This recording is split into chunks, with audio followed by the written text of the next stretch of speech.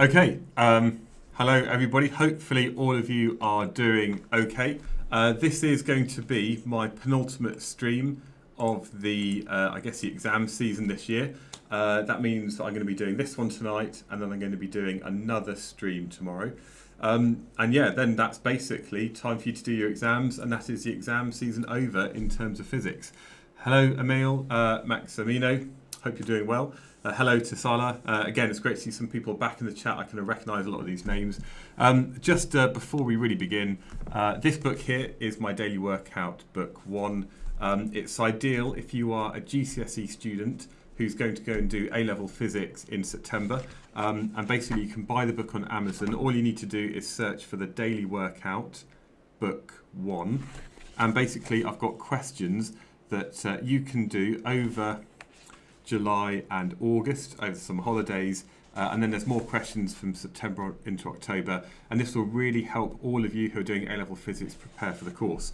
So it includes like the stuff you've already done at GCSE, but in a little bit more of an advanced format, lots of maths and things, lots of trig, rearranging equations, and if you go through this book, then I would say that this can really help you. How would I recommend learning all of A-level physics self-study, says Muffy? Basically, start with this book. And also in the book, I do have answers in the back, so you can find all the answers to the numerical stuff in the back and lots of diagrams here. But of course, I make videos, so you can also scan the QR code or go to this URL here, and then you can find my video solutions, and also you can download work solutions to all of this as well. So if you want to get ahead, and actually find the lessons a bit easier as you transition to A-level physics, this book, I reckon, you can't go wrong with. It's only £9.99. You can buy it on Amazon today. You will have it in your hands in a couple of days' time. So let's have a look. Some good questions. Emil says, do we need to know trig at GCSE for force diagrams? I think for GCSE physics, you don't need to know trigonometry. I think the questions would be limited to maybe Pythagoras and a right-angled triangle, maybe a scale diagram. But of course, if you know trigonometry, that can help you kind of double check or speed up getting to that answer. So yeah, is it possible to self-teach to an A-star at A-level, Pepsi Man? It is possible. It depends on your motivation, really. I think if you're motivated, then you can achieve a huge amount. And I think for today, you know, exactly today, there's more information out there about A-level physics than there has been in the entirety of the history of the universe. So every year there's more videos, there's more resources, and the resources are really good quality, but what you've got to do is just make sure you stay motivated to actually do the work yourself. So yeah, I reckon you could potentially teach yourself to get an A-star, but of course if you're in school, then the support of a teacher is absolutely invaluable, or a tutor or something like that. Okay, so let's begin. This question here is, again, it's a GCSE question. We're going to be doing GCSE up until about 8 o'clock, and then at 8 o'clock we're going to switch over to the A-level part. So this is some apparatus showing how Newton's second law can be demonstrated. So if there's something to do with Newton's second law, we could always annotate it as you're reading this, that we know that this is F equals ma. So the resultant force on an object will cause that object to accelerate. So that's Newton's second law in its simplest form. We then have diagram 5, which is, figure 5, shows a diagram that represents the weight stack and the forces acting on it while the glider is being held stationary.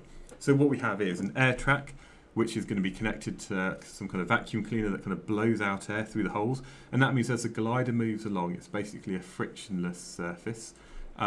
We have a weight stack, so that's a load of slotted masses, and that's going to go over a pulley, and that's going to go along up to this. Now at the moment it's being held stationary.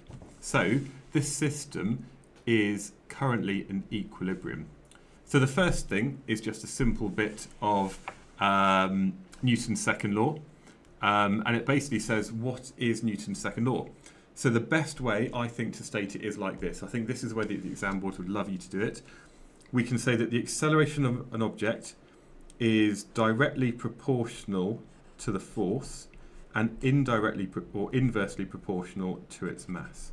So this is basically the equation we had up here, where we know that F equals ma, if you rearrange that to make A the subject, A is equal to F over m. So the acceleration is proportional to the force. So if you double the force, you double the acceleration. It's inversely proportional to the mass. So you double the mass and you halve the acceleration for the same applied force. And of course, if we have force in newtons, mass in kilograms, that would then give us an acceleration in meters per second squared. But this is basically the way that we can define it. Acceleration is proportional to force and inversely proportional to mass. Okay, people are saying some stuff. Ren says, you love the video of Tom Rocks. Yeah, I could have approached him. He is a super nice guy. We did that video. We need to get another one. I think that's probably one of my most viewed videos over the last year, and I know that it's done well for him. I really enjoyed doing some A-level maths, kind of, using my skills from the physics classroom in A-level maths, and I think he really enjoyed doing some A-level physics. And again, I kind of chose like the kind of mechanics topics and SUVAT, and it was so interesting to see how somebody else would approach the same questions. And of course, I am going to be doing some more videos. I've got one coming up next week where I'm going to film with somebody about the physics Olympiad for the astro and astronomy, and so we're going to kind of basically work through some questions together, because that stuff I find super interesting. Okay, what type of diagram do we have over here? This diagram here is basically a free body diagram. Okay, and basically what we're doing is we're looking at something in real life, which has then been simplified into this diagram, and then we've simplified it again, so the only thing we're thinking about on this weight stack are the forces acting on it. So this is a free body diagram, and what we want to do in physics is make real life as simple as possible. Okay, right, yeah, people said I should do some more collaborations. Z Physics, yeah, I'll definitely, we've had a few chats recently on the phone and things like that, and we're definitely going to do some more collaborations. It's just trying to work out a date.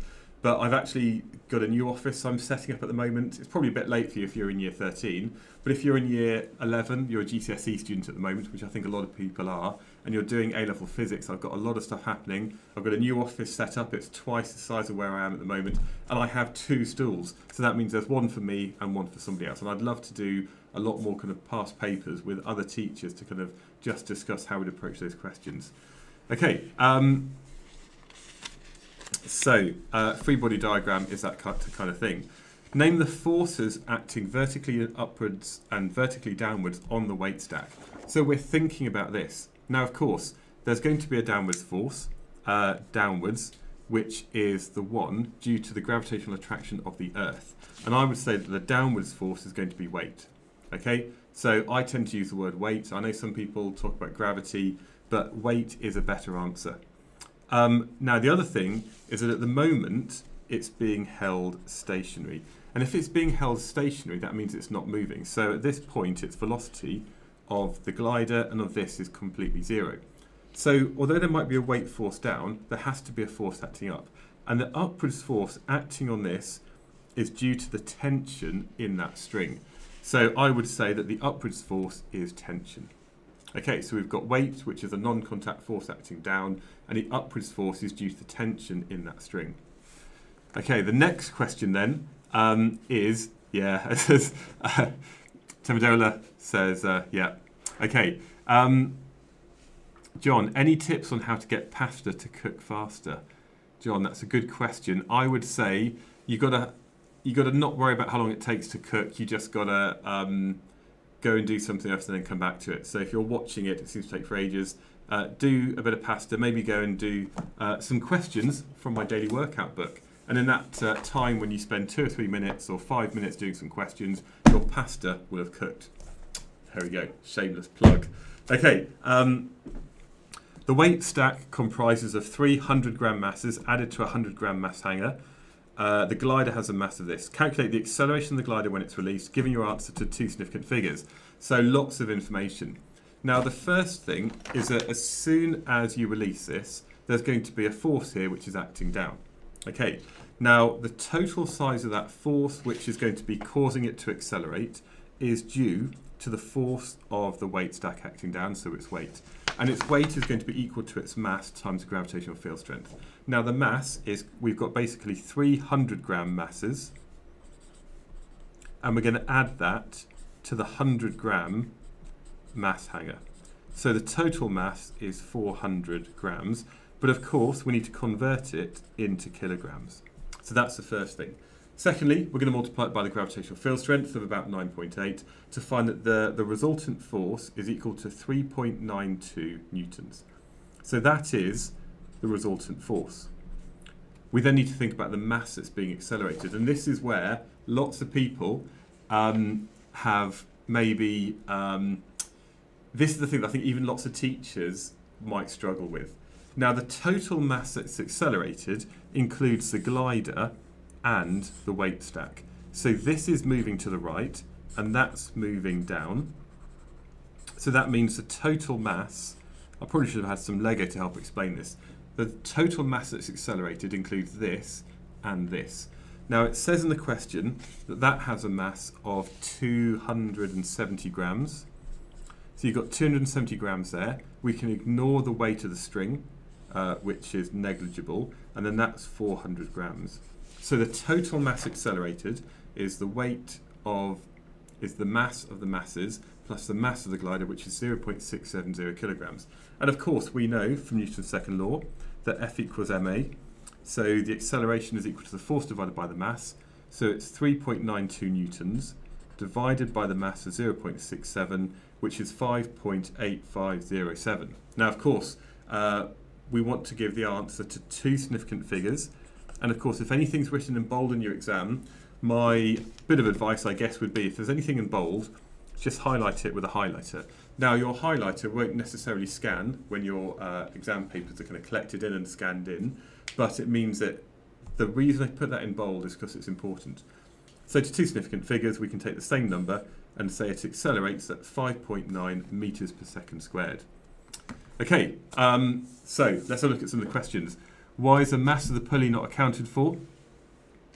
So the mass of the pulley is going to be fixed because that's stuck onto the table. Okay, so basically the table doesn't accelerate, the air track doesn't accelerate. The only thing that accelerates includes the glider, which is attached to a bit of string to the mass hanger. So the whole thing that accelerates is the mass of 400 grams and the mass of 270 grams of that glider. Okay. Have I done a video on refraction and reflection? Emil, yes I have. These will be over for GCSE at gcsephysicsonline.com. What I can do is, if anybody maybe isn't sure about which videos I've done, I'm just going to put something in the chat. So if I go to my full video list, this is over at GCSE Physics Online. Sorry, I'm just trying to get this back. So basically in the chat, I've just put something there. That's my full video list, which has all of the videos I've done, including plenty on refraction and reflection and worked examples. And I've got worksheets with work solutions as well that you can find on gcsephysicsonline.com. Okay, that first question was all right, wasn't it? Okay, the next question. This one here is very much a question for triple science or separate. I always spell separate wrong. It's just one of these words, like definitely, I just find difficult. So basically, this is triple or separate physics, and unfortunately, that means it's not trilogy or not combined if you're doing double science, which is a shame because I think this is really interesting. So separate. Have I spelled it correctly? Yeah, I think I have. Okay.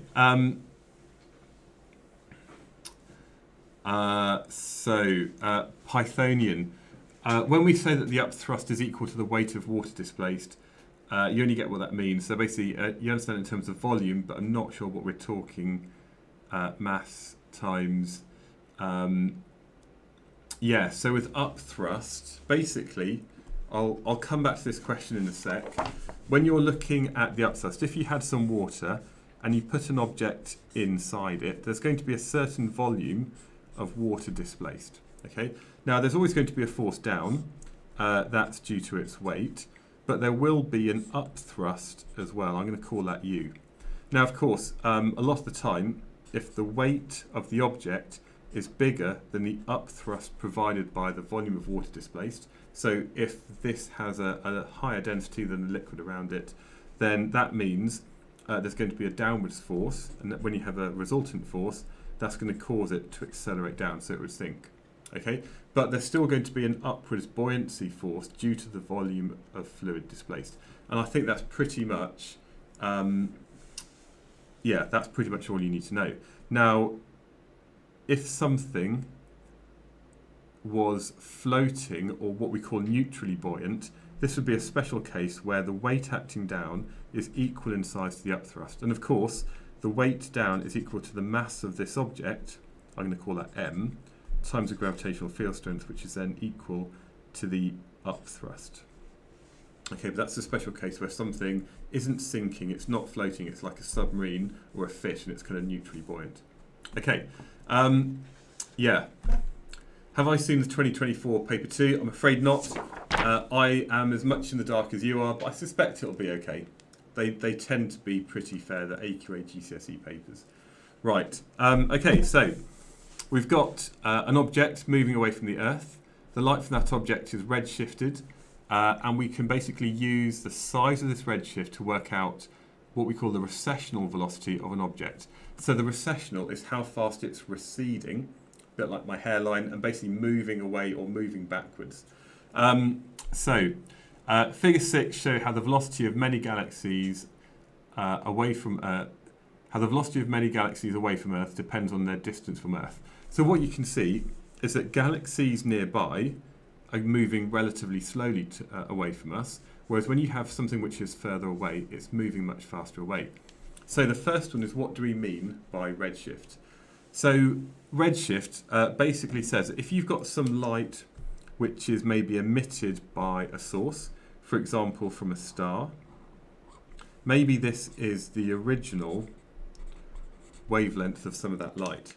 However, because the thing that's emitting the light is moving away from us, because the space between us and that is expanding, because space is getting bigger, what happens is that light is shifted towards the red end of the spectrum. Okay, so we can see here the wavelength is much longer compared to the original wavelength here. Okay, so basically we've got something which is going away from us, and effectively the more the faster it's moving away relative to the Earth, that means the light is going to be stretched even more and the wavelength gets longer. So it can go into the infrared, and of course if something is moving towards us, that wavelength is going to get kind of squashed up. So we'd have something like this. Is that right? Yeah, so basically it would kind of be sort of shifted towards us, and here the wavelength would get much smaller, and that's going to be where we have a blue shift. Now, to be honest, I think that should be called purple shift, because really we always talk about red light all the way through to violet. If we're thinking about Roy Gabiv, we tend to talk about red at one end that goes on to infrared, and then we have ultraviolet next to violet. So really, I think that should be called violet shift. There might be a reason why it's not. Okay. Life is Good says, why did GCSE people need this? They literally get tons more resources than us in A-level. Come on, Life is Good. I've got you covered for A-level. I've got A-level physics online. There's a lot out there. Okay. So redshift is the increase in wavelength of light detected compared to that emitted by the source. So that's the original wavelength of light emitted. That's what we detect. And this redshift means that the light is shifted, or definitely the spectral lines are shifted towards the red end of the spectrum. Okay, some cosmologists use the data in figure 6 to conclude that the velocity of galaxies away from the Earth is directly proportional to their distance. So they're basically saying that the velocity is proportional to the distance. So,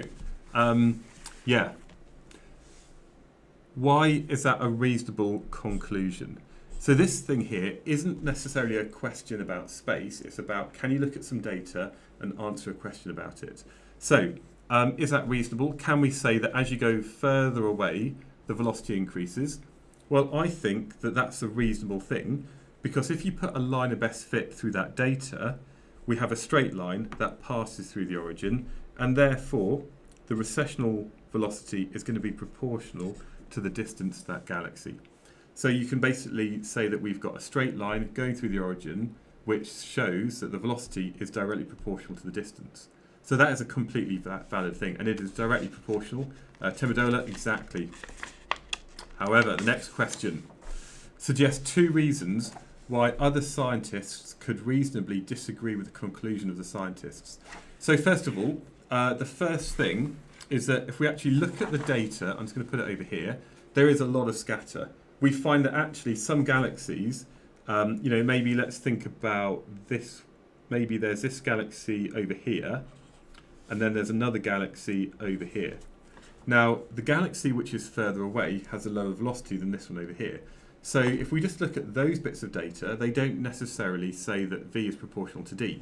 So we have a large amount of scatter in the data, and also there might be other data which isn't on the graph. So potentially, if we're to kind of zoom out, we might find that the line kind of does this, or maybe the line kind of does something like that. Okay, so maybe if there's more data about distances to galaxies further away, it might be different. There might also be lots of data that actually was ignored, because what scientists like to do is to get funding for their research, and sometimes if it doesn't fit the pattern they're expecting, they might not report it. Not necessarily that's going to happen lots, but sometimes people do choose the best data. So maybe there is more data that wasn't plotted. So all we've got just based on this data is, yeah, V looks proportional to D, but we're just suggesting. And on Friday, when you're doing your GCSE physics exam, if there's a suggest question, often it's kind of common sense, or what would a reasonable person think? So yeah, they could be a bad scientist.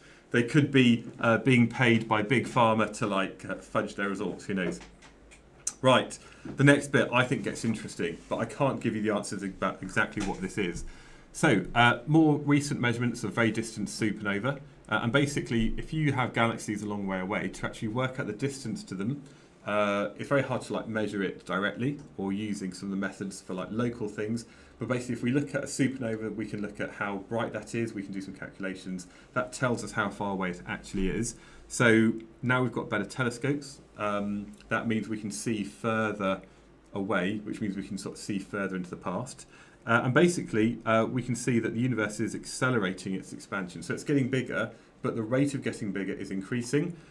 State what is causing this accelerated expansion. So we've got a state, so you just need to have the word, and it's dark energy.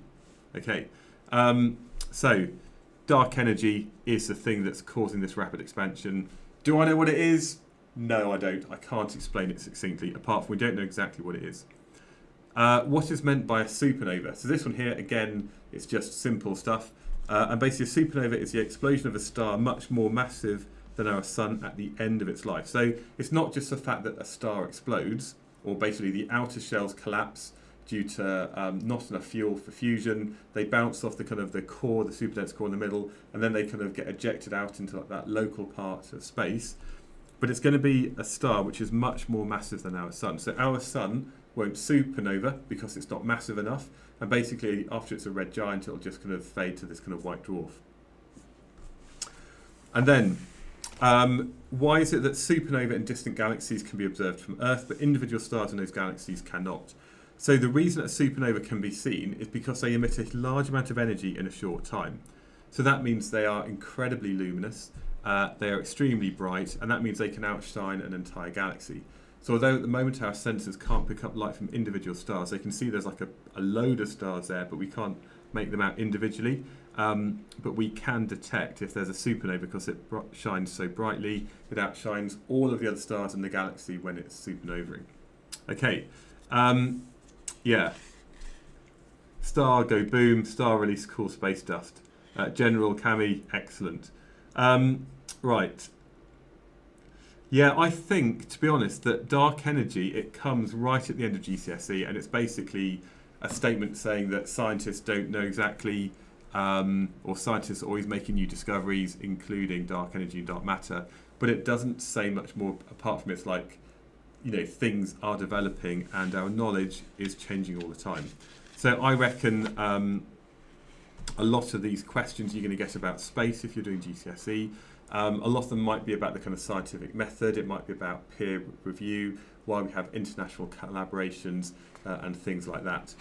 Okay, so we've got a couple of minutes left before we switch over to doing some A-level stuff. And again, the stuff I'm going to be doing in a couple of minutes' time is more about the kind of sort of scientific method and how you can approach questions like this if you're looking at uncertainties and so on. Do we have any GCSE questions? So let's see what people say. Right. People are talking about yeah, so what questions do people have for the last couple of minutes? I'm going to be doing another GCSE stream tomorrow. Yeah. How does a speaker produce waves? So basically, a speaker, you've got like a cone which moves back and forwards, and that kind of causes the particles in front to move back and forward. So you have this kind of pressure wave, and the particles then pass their vibrations onto the neighbouring particles. So you have this pressure wave set up. And the reason that the loudspeaker works is because you have a permanent magnet which interacts with an electromagnet. And effectively, when the two things, when the poles line up, they might repel or they might attract. So we can basically have a permanent magnet that can move next to a fixed electromagnet. And if you send the current one way around the electromagnet, it moves one way. And if you send the current in the other direction, it moves back. And basically, by changing the frequency of that alternating current, that will then cause the loudspeaker cone to oscillate at that same frequency. So we can basically turn an AC signal into a longitudinal sound wave. Yeah. Sala says, you bought the book, but the delivery guy did it dirty. If that's the case, if anybody buys a book and basically you find that there's an issue with it, because it's done through Amazon, you can just make an Amazon complaint and they can like refund you or send you a new book. So I've ordered some of these myself. I think one of them, the package came ripped and the book didn't look right. But that's a simple thing where it's not my fault. It's just like, that's an Amazon delivery dispatch thing. So if that's the case, you can just go to Amazon and get a refund, or they can send you a new book. Yeah.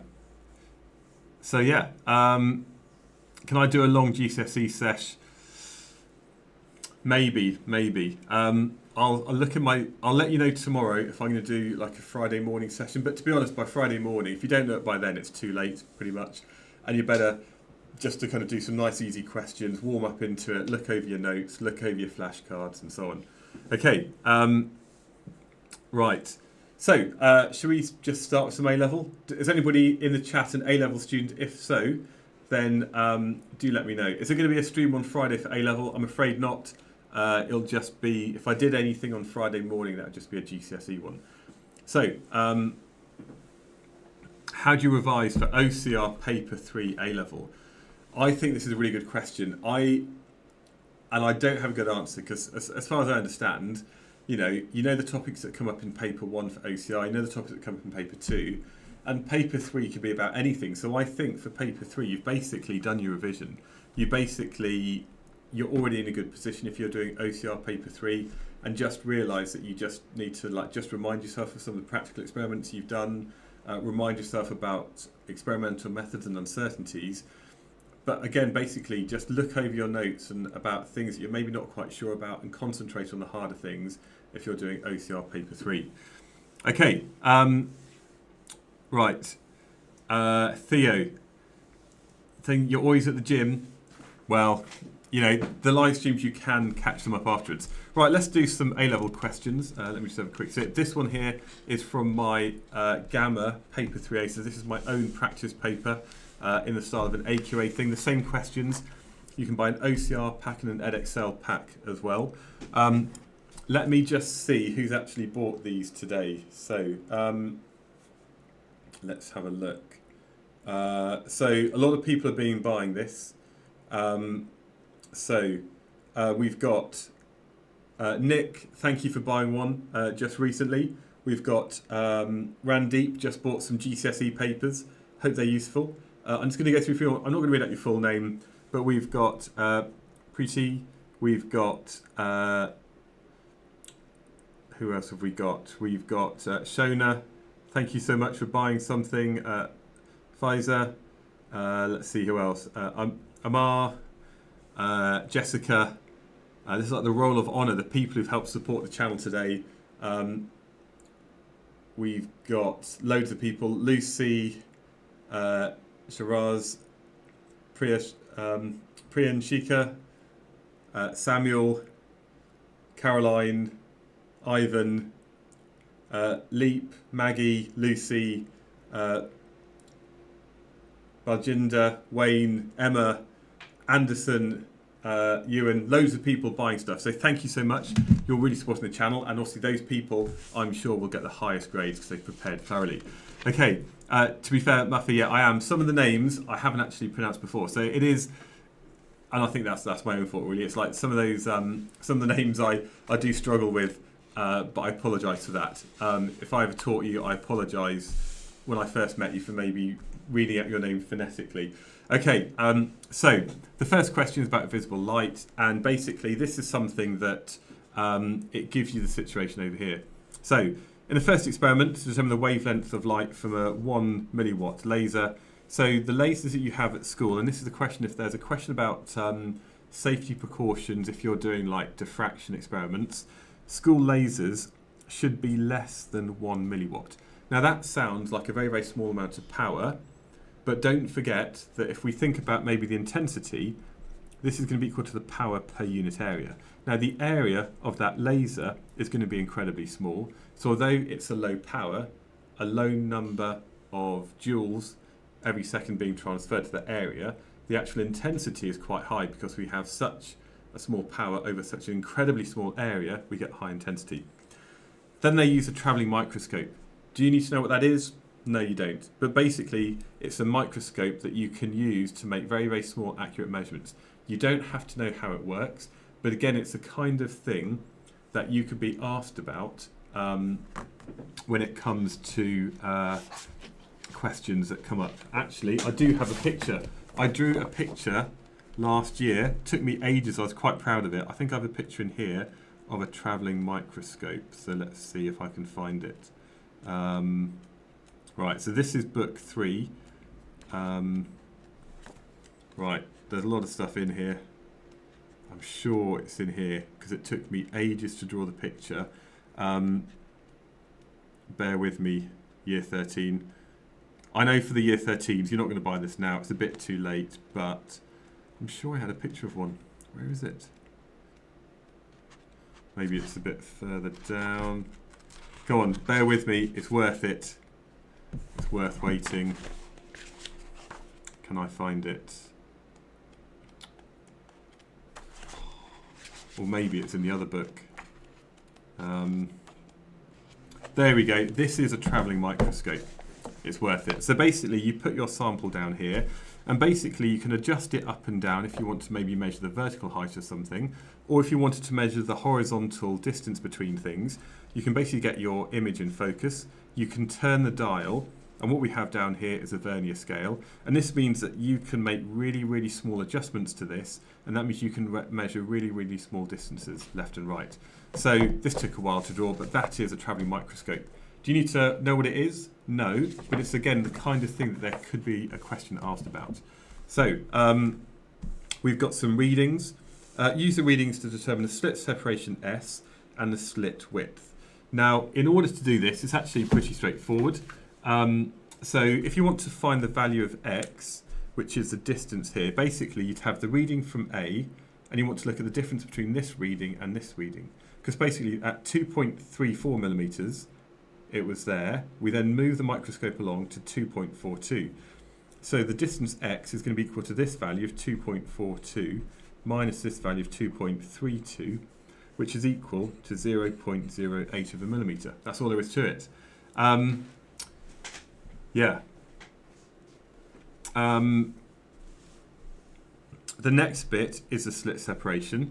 Now that's going to be the distance between the centres, but of course that's going to be equal to either this distance over here from A to C, or it's going to be equal to this distance from B to C. And you'll see, because the slits are the same width, because that minus that is also equal to that, the value of S is going to be equal to C minus A, so 2.54 minus 2.34, which is 0.20 millimeters. Okay, there we go. Right, people are talking about what they like. So let's see, people are saying Isaac Physics, so go to, yeah, Isaac Physics, I really rate that. PMT is good, but I've got plans to do something better than PMT. Although, if you are AQA, then you should have seen that on PMT, on Physics and Maths Tutor, they do have work solutions to the AQA multiple choice questions by topic that I did. So hopefully that's helped some people. Also, people using Uplearn. I know Guy from Uplearn, I've known for a while, for about 7 or 8 years, I think now. So some of you might recognise my voice from Uplearn because they do use some of my videos. So yeah, yeah, hopefully that some of the stuff I've done might have filtered to PMT. I've done some videos for Isaac Physics as well. I'm trying to be basically the video face of physics, but I've got a long way to go. But I definitely think Uplearn, PMT, Isaac Physics, all great resources. So we've done that there, easy 2 marks. So the student uses their laser and the double slits to produce a set of interference fringes on the screen parallel to the slits and a distance d away. They measure the fringe spacing for 10 fringes, and they estimate the uncertainty in each of these readings is plus or minus 5 millimeters. So that one there is a standard practical. So basically, we've got a laser light going through a double slit onto a screen. The fringe spacing, the reason there might be an uncertainty of 5 millimeters isn't because, in this case, of the thing that they're using to measure. So although with a ruler, we might end up having an absolute uncertainty of 1 millimeter if you make a normal measurement, the difficulty with fringes is it's very difficult to tell where they start and end, because often it's not like it's an on-off thing. It kind of gets a bit brighter and then a bit duller. And especially when you have 10 fringes, the ones in the middle are nice and sharp, but as you go further out, the fringes get, I guess, dimmer, and that means it's very difficult to tell where they start and finish. So, yeah, so complete the graph by plotting the missing points. So that's easy. And again, what they tend to do is if there's any data to plot, it's an easy guaranteed set of marks. They often give you the axes, they give you some data, and we need to know the value for 2, which is 70. So that's something over here. And then at 88, it's, so 2.5, it's going to be 88. Now, I just did this roughly with a scale, but it's going to be about there. So we're going to plot the missing points and add error bars. Now, error bars aren't always taught on every single specification. So I would say that with error bars, what we can see here is that they estimate the uncertainty in each of the readings as 5 millimeters. Okay. Now, what that means then is that the uncertainty for 10 fringes is going to be plus or minus 5. So the uncertainty for a tenth of that is going to be plus or minus 0.5. Okay, so we have the same percentage uncertainty, but the absolute uncertainty in each reading goes down by a factor of 10. Okay, so basically we can say that's 1.6 plus or minus 0.5. So what we're going to do then is we're going to use our ruler and add an error bar that goes up and down by 0.5 millimeter. Now we can see that if that's 6 and that's 7, then 0.5 millimeter is one of these kind of smaller squares. So I'm just going to do one over here, which looks a bit like this. I'm just going to do this one by hand, just because it's a bit quicker for the video, but I would do these as accurately as possible. So basically we have error bars like this, and of course we often put like a bar at the top of each one and the bottom to show that's the range of readings we could expect. Yeah, okay. I should do an AP Physics paper. Ren, yes, I should. I should also do, I know a lot of people out there asking for like JEST or G, is it JEE? Is that like the Indian kind of equivalent?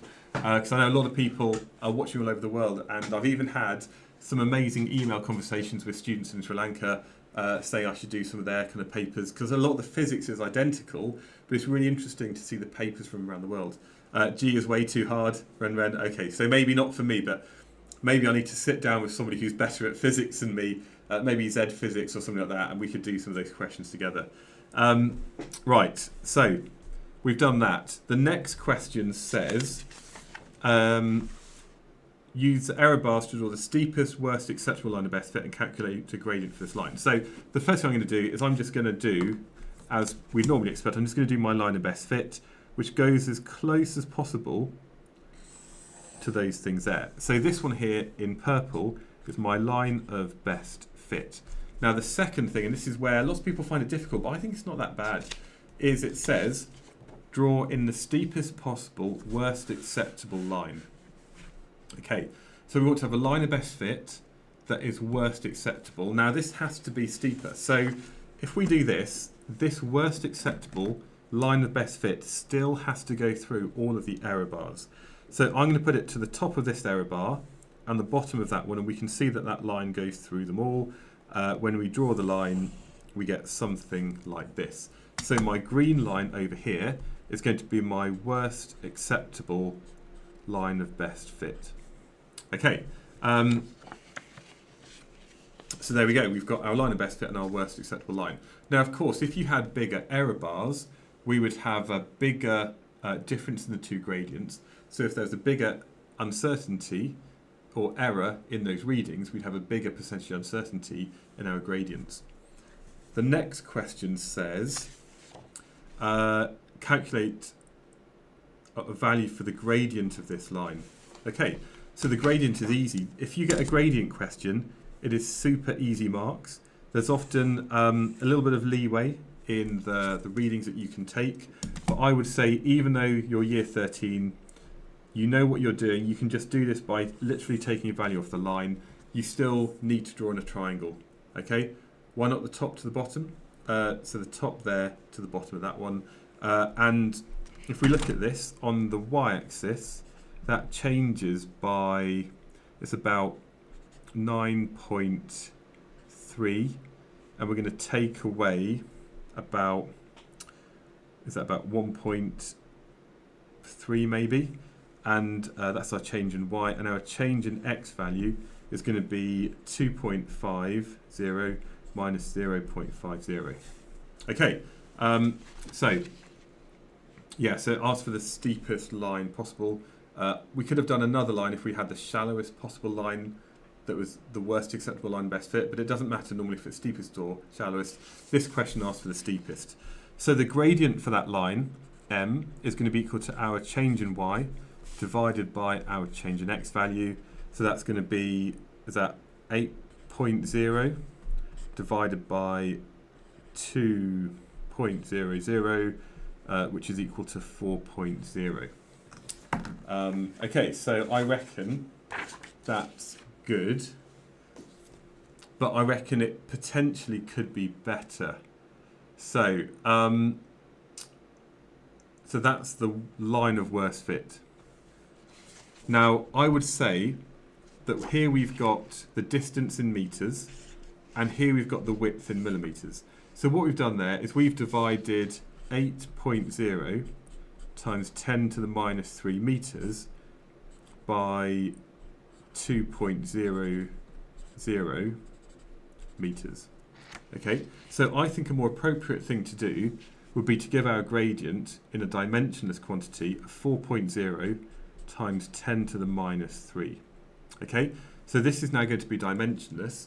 If we had it as 4.0, that would be 4.0, and then the units would be millimeters divided by meters, which would be what's a millimeter divided by a millimeter would be is that a per km to the minus 1, is it, or something? Anyway, yeah, so 4.0 times 10 to the minus 3 would be an appropriate answer for that one. Okay, given the gradient W over D of the line of best fit is 3.5 times 10 to the minus 3, calculate the percentage uncertainty in the gradient. Now here, I'm just going to use the equation for the percentage uncertainty in the gradient of a line. So the percentage uncertainty in the gradient m, and that's going to be equal to the value of the, let's say we've got m of the line of best fit minus the gradient of the worst acceptable line of best fit, and we divide that by the gradient of the line of best fit. We then just take the positive value of that and we multiply that by 100.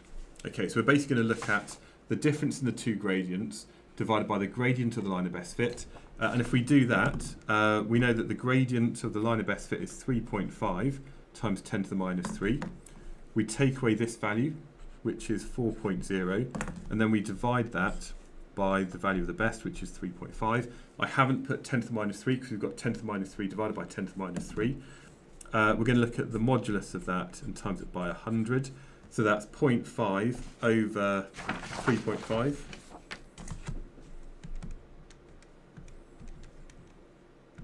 And that's about 14%. So what we can do here is we can quantify the difference in the two gradients, and that means we can quantify the percentage uncertainty in that data. So, Edward, good question. If you're not sure about resolution and uncertainty, normally the resolution is equal to the uncertainty of that device.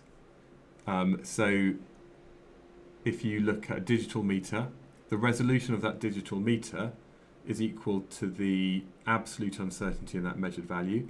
When you're looking at the length of something, they often say with AQA it's like 0.5 millimetre at each end, but if you're measuring the start and the end of something, you add those together to have basically the length plus or minus 1 millimetre. So I would say normally the resolution might be a millimetre, and that's also going to be the absolute uncertainty in like the value for a length. Okay, Jack, you might well be correct that lambda equals WS over D doesn't appear in the Edexcel exams. So this formula appears in a different way, I think, for OCR. So with OCR, they've got lambda equals AX over D.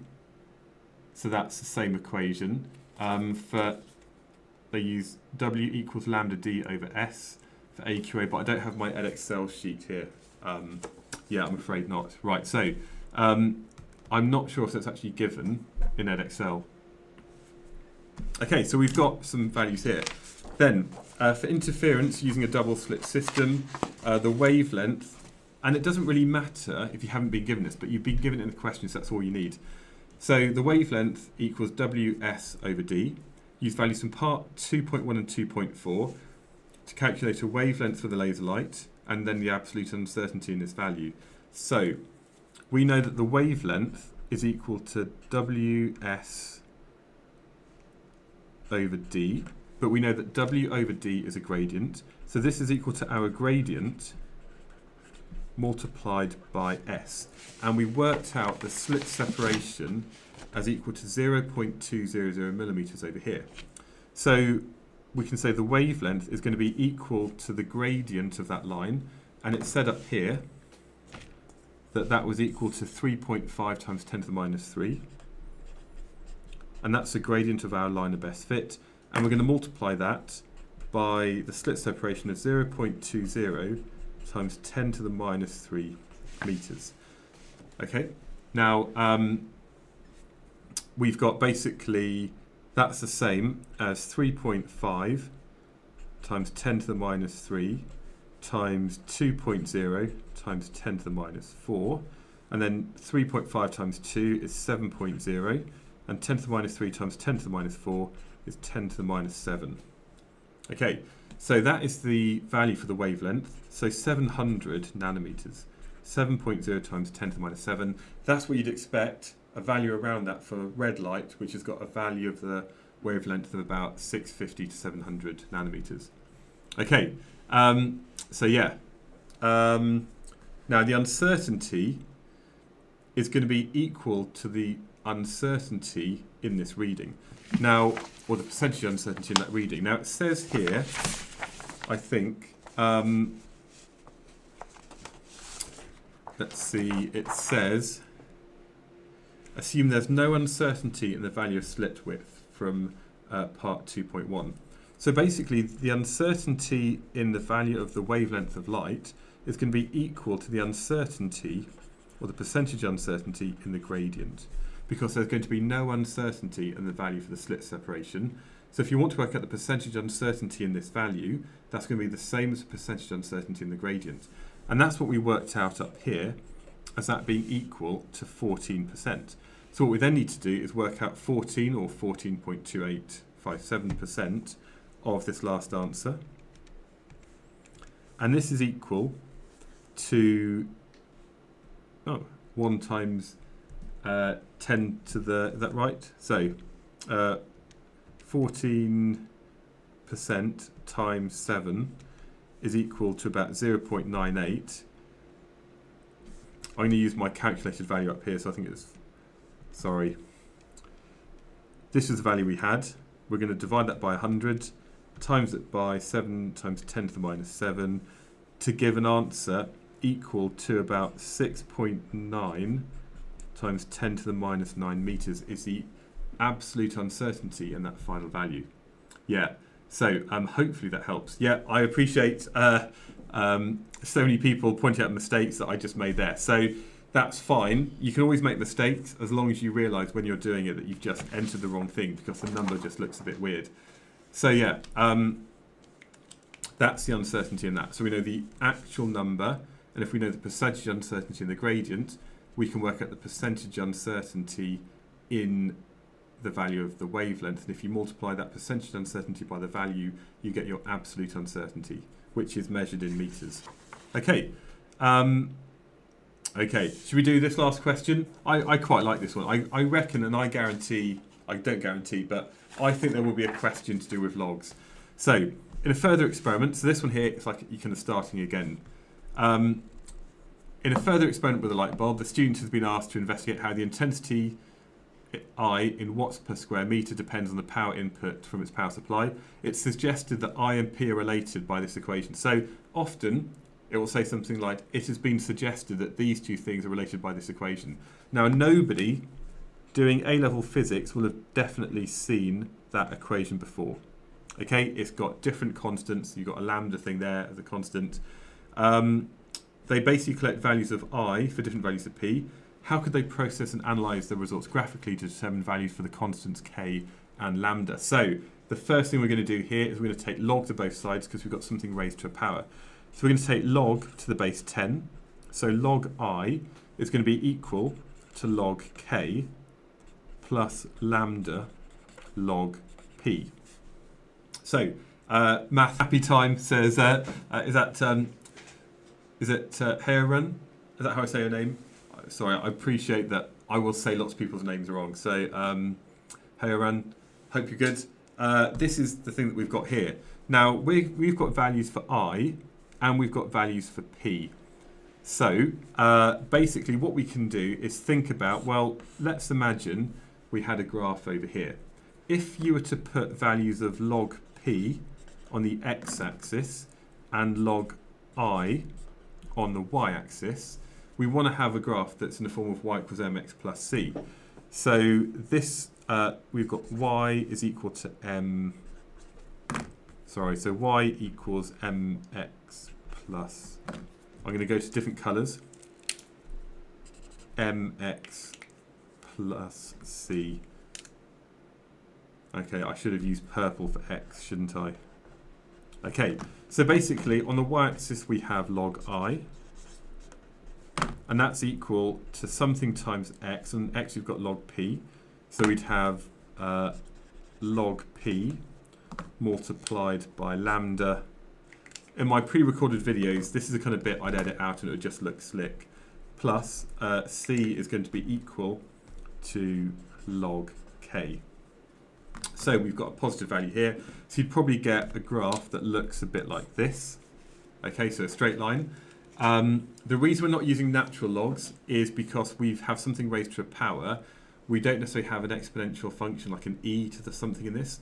So I would say you're only going to use a natural log if you see an e in something.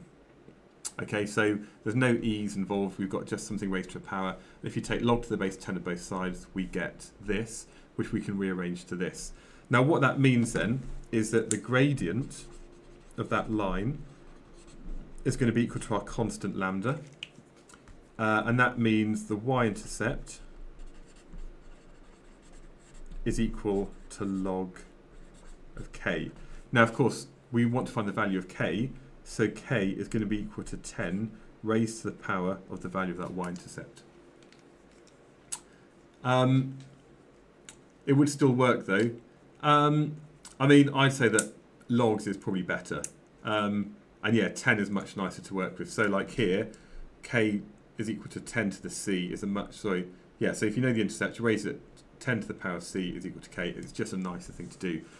So I would say normally, for me personally, use logs to the base 10, unless there's an exponential function explicitly given where I'd use natural log.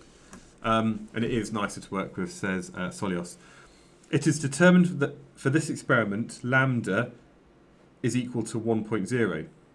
Now that's lovely, isn't it? If lambda is equal to 1.0, we know that the intensity is going to be equal to k times p to the 1. Okay, and of course p to the 1 is just p. So the intensity is equal to kp.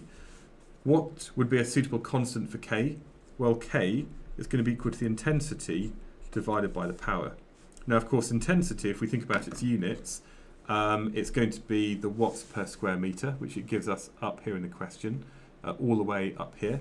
So that's going to be watts per square metre, and we divide that by the power, which must be in watts. And of course, these two things are going to cancel, and that means the units for k must be metres to the minus 2.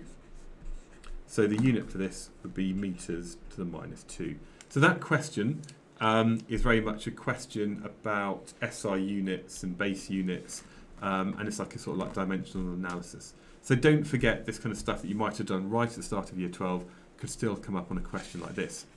Of course, if you want to have a look at this question in your own time and download it and look at questions 1 and 3, you can buy stuff in my shop. I'm just going to see if anybody's actually bought anything. And as Richmark says, do like the stream. That is nice and important. It's a free thing to do. Just like if you like what I'm doing, do share what I'm doing with other students in like maybe year 12 beneath you. Share it on the student room. Share it on whichever Discord servers you're using. I was going to see if anybody's actually bought the paper recently over the course of this live stream, and if so, who that might be. So we've got Emma buying yet another GCSE paper. Thank you so much, Emma. Really appreciate that. And yeah, it's great to have so many people buying stuff because it allows me to keep doing what I'm doing and make stuff bigger and better for coming years. So yeah, is that an iPhone 13? I forget. I think it's an iPhone 15. I think I bought it about a month ago. Yeah. Somebody says your AS levels are over. Why are you here? You're here because you're just soaking in the knowledge, and that means you're going to be a year ahead of other people. So you can see what's coming up and why it's important in lessons. Okay, thank you. Do you need to show you're working for this? No, you don't. If you just put the right answer, you will get 1 mark. Okay? But I reckon for all of your own sanity, you don't necessarily have to like do as much working as this, but I'd just say that, you know, I equals kp, so k is I over p, watts per metre over watts is just metre to the minus 2. So I would, if it was me in an exam and I just wanted to get the correct answer, I'd have like a streamlined version of this. I probably wouldn't do this bit. I probably wouldn't do that. And I'd just leave it like that. And that'd be my working out, and I'd put my final answer there. Okay.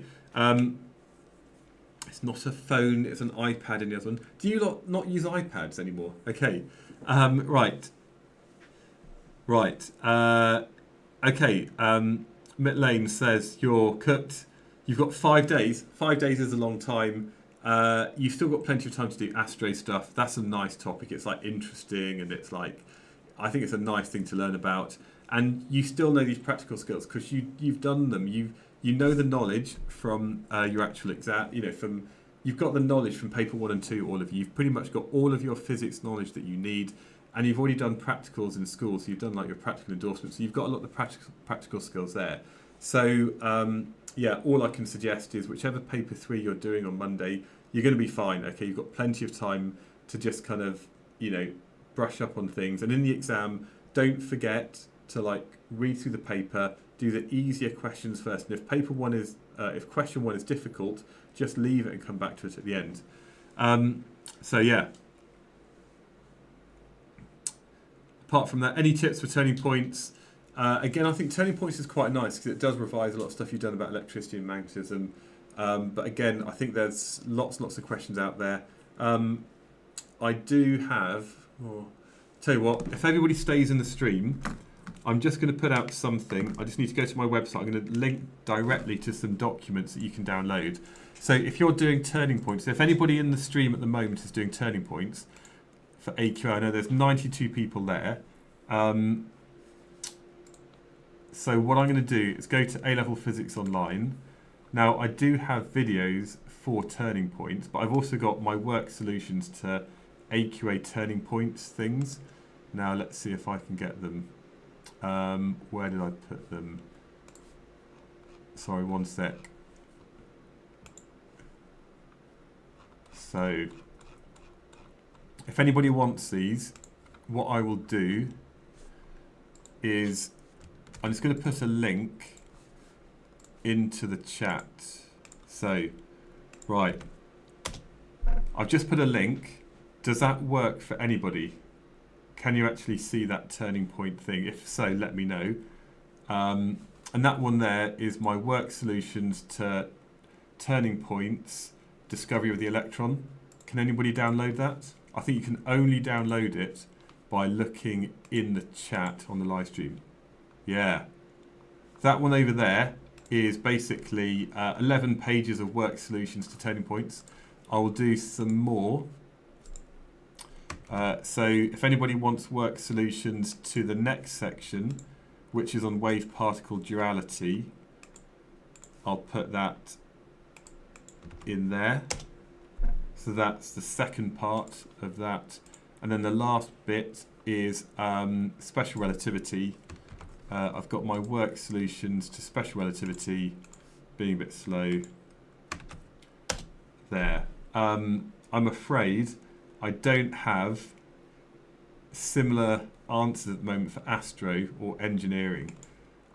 Basically what I need is I need lots of money so I don't have to be doing other work for different kind of things, so I can spend all my time paying teachers to help me write solutions to these and then spending time myself to actually write them up. So basically, yeah, hopefully those 3 links I've put up in the live chat at the moment. Yeah, those things that I've just put up, if you want to find those, then I do have all of my PMT work solutions to the AQA questions by topic. If you want to find them all, you can just go to this link I've just put in there. So that's all of the PMT solutions. So if you do have a premium plan on my website, alevelphysicsonline.com, or if you're year 12, buy a premium plan because that allows me to make more resources to support you in the future. You can find loads of stuff out there. Okay, right, I think that's pretty much the end of the stream tonight. My penultimate one. My plan is I'm just going to do one more stream tomorrow night. The reason I'm not doing stuff over the weekend is because I'm away in Scotland, so I'm physically not able to be in the office. But to be honest, by Friday night, you will be more than prepared, I'm sure. Okay, so yeah, hope everybody is doing all right. You've only got a few more days left. Thank you for all the likes. And yeah, thank you to everybody. I will see you all again tomorrow night. Good night.